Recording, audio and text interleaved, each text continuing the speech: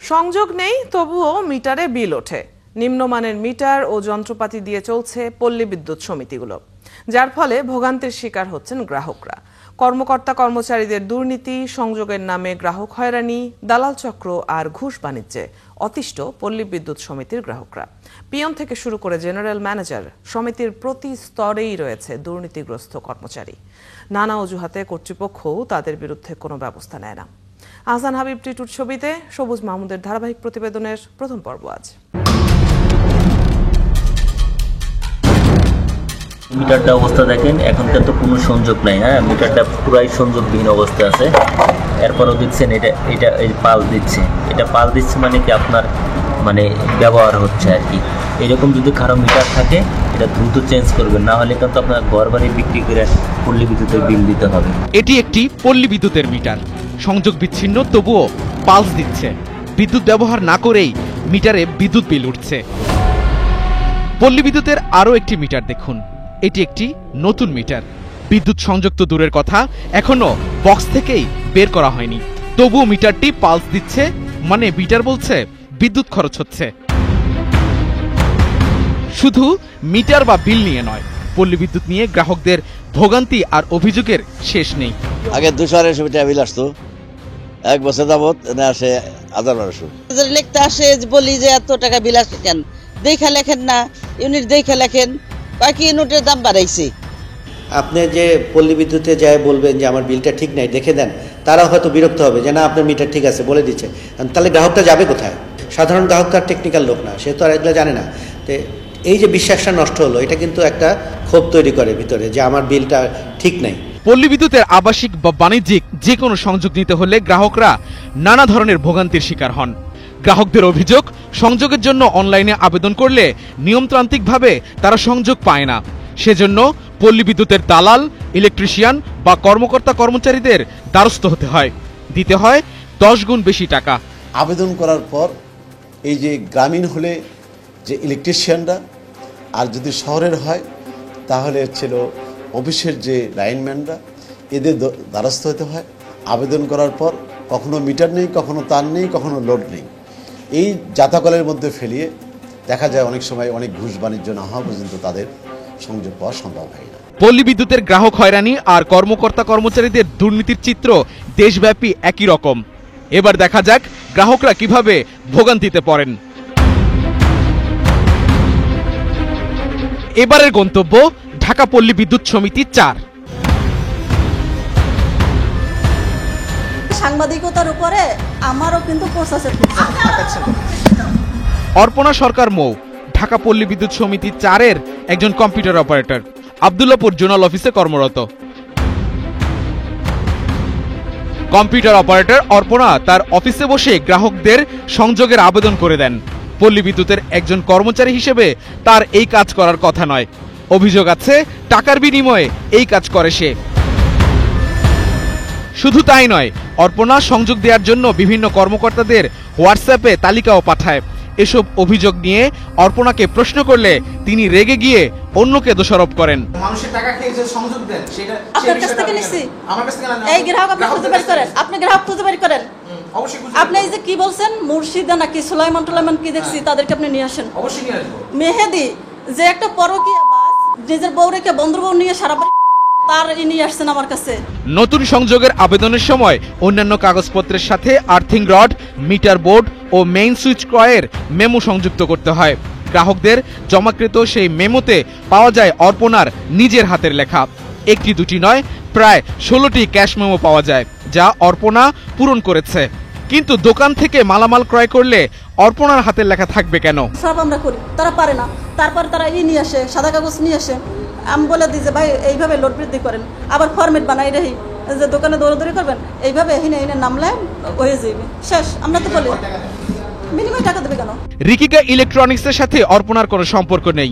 এই প্রতিষ্ঠানের মালিক ইলেকট্রিশিয়ান মোহাম্মদ লিমন। তিনি বলেন অর্পণা তাদের অজান্তেই এই ক্যাশ মেমো ব্যবহার করেছেন। মেবি আমার দোকানে যে স্টাফটা ছিল মেমোটা ওনারে দিছে, আর ওই মেমোটার ভিতরে আমার নামে ভুল আছে। এই মেমোটা আমি ইউজ করি না। আমার যে বর্তমান যে মেমো, এটা আমার নাম ভুল নাই, তো ওই মেমোটা ইউজলেস মেমো আমাদের কাছে। যদি উনি কাজ করেন, ওনার কোনো রাইট নাই। পল্লী বিদ্যুৎ বা বার বা আরবি বলে না যে একজন স্টাফ কাজ করবে। সংযোগ দেওয়ার নামে গ্রাহকদের কাছ থেকে মোটা অঙ্কের টাকা নিয়ে প্রতারণা করার অভিযোগও অর্পণার বিরুদ্ধে। সিঁড়িকোটার নিচে মিটারটি এলোমেলো আছে, তারটি কেসি ডুপড়ে দেওয়া আসছে, তো তার যদি লিক হয়ে যায় কেউ অ্যাক্সিডেন্টে দুর্ঘটনা মারা যাবে। এই জন্য এইটা সরায়া বাইরে যে কোনো একটা জায়গায় বক্স করে দিব, ওইটার বিনিময়ে টাকা এত লাগবে ওরা নিয়েছি।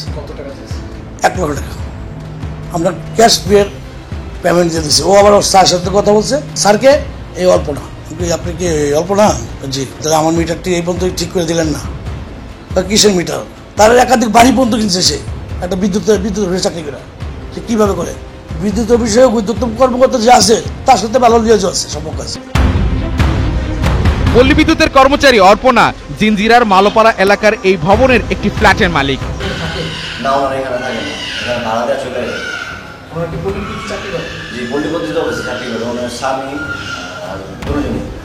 এছাড়া কেরানীগঞ্জের বিভিন্ন স্থানে নিজ ও পরিবারের নামে গড়েছেন স্থাবর সম্পত্তি।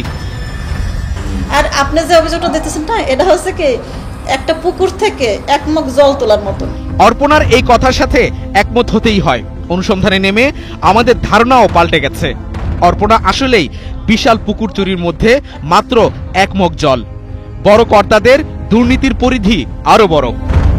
খালেদুল ইসলাম ঢাকা পল্লী বিদ্যুৎ সমিতি 4-এর জেনারেল ম্যানেজার। এর আগে তিনি ছিলেন ভোলা পল্লী বিদ্যুৎ সমিতিতে। টাকার বিনিময়ে বিদ্যুৎ সংযোগ, লাইন নির্মাণের দুর্নীতি, ঠিকাদারদের বিল থেকে কমিশন, এসব অভিযোগ তার বিরুদ্ধে। গ্রাহক আসতে যদি ফাইল আটকে রাখতাম, কোনো ফাইল না, সব ক্লিয়ার। পল্লী বিদ্যুতের একজন গ্রাহক আনসার উদ্দিন রাজাব ডেইরি ফার্মে বিদ্যুৎ সংযোগের আবেদন করেছেন কয়েক মাস আগে। নানা অজুহাতে সংযোগ দেওয়া হচ্ছে না তাকে। আজকেরও আমি কন্ট্রাক্টরের সাথে যোগাযোগ করছি, বলছে যে 5 কেবি ট্রান্সমিটার নাই। অথচ আমি বিশ্বস্ত সূত্রে জানতে পারলাম 5 কেবি ট্রান্সমিটারের কোনো অভাব নাই। যারা আন্ডারগ্রাউন্ডে তাদেরকে টাকা দিচ্ছে, তাদেরকে এগুলি দিয়া তারা সরবরাহ করে, কিন্তু আমি দিচ্ছি না, আমাকে সরবরাহ করে না। এসব অভিযোগের বিষয়ে জিএম সাহেব কি বলবেন? না, এগুলো মিথ্যা। অনেস্টলি এটা উদ্দেশ্য প্রণোদিতভাবে আমাকে হেয় প্রতিপন্ন করার জন্য অভিযোগ দিয়েছে, এটা সম্পূর্ণই মিথ্যা। এই গ্রাহকই তথ্য দিলেন জিএম খালেদুল ইসলাম পল্লী বিদ্যুতের কর্মচারীদের নিজের ব্যক্তিগত কাজে ব্যবহার করেন।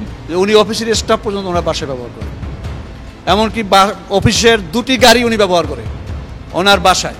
ওনার সন্তানদেরকে স্কুলে পাঠাবার জন্য গাড়ি ব্যবহার করে, সরকারি অফিস। তেমন একজন অফিস সহায়ক ইব্রাহিম সমিতির কর্মচারী হয়েও সে জিএম এর বাসায় কাজ করে। লাইনম্যান দীপরাজ এবং এজিএম মোশাররফ হোসেন নান্নু হল জিএম খালেদুল ইসলামের ঘুষ লেনদেনের ক্যাশিয়ার। তার প্রমাণও পাওয়া গেল। আমরা যখন জিএম খালেদুল ইসলামের দুর্নীতি নিয়ে প্রশ্ন করি, তখন মোশাররফ হোসেন সংবাদ প্রচার না করার জন্য 71 টিমকে টাকা দেওয়ার ব্যর্থ চেষ্টা করে। এইগুলো করেন না প্লিজ, এটা হলো একজন জিএম পল্লী বিদ্যুৎ সমিতি থেকে একটি সরকারি গাড়ি পান অফিসিয়াল কাজে ব্যবহারের জন্য, কিন্তু খালেদুল ইসলাম নিয়ম বহির্ভূতভাবে পরিবারের জন্য পল্লী বিদ্যুতের একাধিক গাড়ি ব্যবহার করেন। 14 অক্টোবর 2025 যেদিন আমরা খালেদুল ইসলামের সাক্ষাৎকার নিচ্ছিলাম, সেই দিন তার অফিসের নিচে ঢাকা ঘ 110043 গাড়িটি পার্ক করা ছিল। অপরদিকে তার ঢাকার বাসা থেকে বের হচ্ছিল ঢাকা ঠ 110033 গাড়িটি। রাজধানীর এলিফ্যান্ট রোডের 338 নম্বর বাসায় থাকেন খালেদুল ইসলামের পরিবার। পল্লী বিদ্যুৎ সমিতির গাড়িতে করেই খালেদুল ইসলামের ছেলে বুয়েটে যাওয়া আসা করে। বিপু শাহিন তারা যে ইন্ডিয়ার থেকে যে মালগুলি, নিম্নমানের মালগুলি এনেছে, এই মালগুলিকে ব্যবহার করার জন্য গ্রাহকদেরকে ওরা চাপিয়ে দিয়েছে। নিম্নমানের মাল চাপাইয়া দিয়া উচ্চমানের দর তারা ওখান থেকে নিয়েছে। কেন আপনার বিরুদ্ধে এই ধরনের ষড়যন্ত্র হতে পারে? ব্যক্তি আক্রোশ থেকে হতে পারে, কারণ একজন অফিসার বা একজন অফিস প্রধান তো সবার কাছে ভালো হবে না। যদি কেউ অভিযোগ দিয়ে থাকে তাকে সরাসরি আমার কাছে নিয়ে আসেন, প্রুভ করতে পারলে বেশ ভালো। 80টি পল্লী বিদ্যুৎ সমিতির নিয়ন্ত্রক প্রতিষ্ঠান বাংলাদেশ পল্লী বিদ্যুতায়ন বোর্ড, যাদের কাজ সুষ্ঠু ব্যবস্থাপনা, গুণগত সেবা, স্বচ্ছতা, জবাবদিহিতা নিশ্চিত করা। কিন্তু বোর্ড কি সেই কাজ যথাযথভাবে করছে? পল্লী বিদ্যুতের দুর্নীতি নিয়ে পল্লী বিদ্যুতায়ন বোর্ডের কাছে গেলে কর্তৃপক্ষ এ বিষয়ে কোনো কথা বলতে রাজি হয়নি। বোর্ডের স্বচ্ছতা নিয়েও আছে প্রশ্ন। যে সমস্ত কর্তৃপক্ষ, বিশেষ করে কর্মকর্তাদের একাংশ যারা জড়িত, তারাই কিন্তু এই অনিয়মের সাথে সংশ্লিষ্ট, এক ধরনের যোগসাজশের মাধ্যমে তারা সিন্ডিকেটের মতো অবস্থা তৈরি করেছে এবং সেটারই কিন্তু দৃষ্টান্ত এখানে এই প্রতিবেদনে দেখা যাচ্ছে। মূলত যেটা হচ্ছে সেটা হচ্ছে যে এই প্রতিষ্ঠানটির নজরদারি বা ওভারসাইটের জন্য যার উপর দায়িত্ব, যে প্রতিষ্ঠান, যে বোর্ড, সেই বোর্ডের কর্মকর্তাদের কর্মচারীদের একাংশই কিন্তু এই পুরো প্রক্রিয়ার সাথে জড়িত। সমস্যা হচ্ছে গভর্ন করতেছে আরবি, কিন্তু সাপ্লাই করতে মানে সার্ভিসটা দিচ্ছে পিবিএস। এই যে গ্যাপটা, আপনার জিনিসটা আরেকজন কিনবে, তার কাছ থেকে আমাকে কিনতে হবে। এখন আপনার সাথে তার কি হলো, তার জন্য আমি সাফার করব। আসলে আমরা পল্লী বিদ্যুৎকেও দেখি না, আমরা আরবিকেও দেখব না। আমরা দেখব হচ্ছে একটা সার্ভিস। আমরা গ্রামের মানুষ সার্ভিস চাই, সাধারণ মানুষ সার্ভিস থেকে বঞ্চিত হচ্ছে এই গ্যাপটার জন্য। নিম্নমানের সরঞ্জাম কেনা থেকে শুরু করে পল্লী বিদ্যুতের নিয়োগে স্বজনপ্রীতি, টেন্ডার সিন্ডিকেট, জমি অধিগ্রহণে অনিয়ম, এমন নানা অভিযোগ নিয়ে প্রশ্ন আছে পল্লী বিদ্যুতায়ন বোর্ডের কাছে। সবুজ মাহমুদ, ৭১, ঢাকা।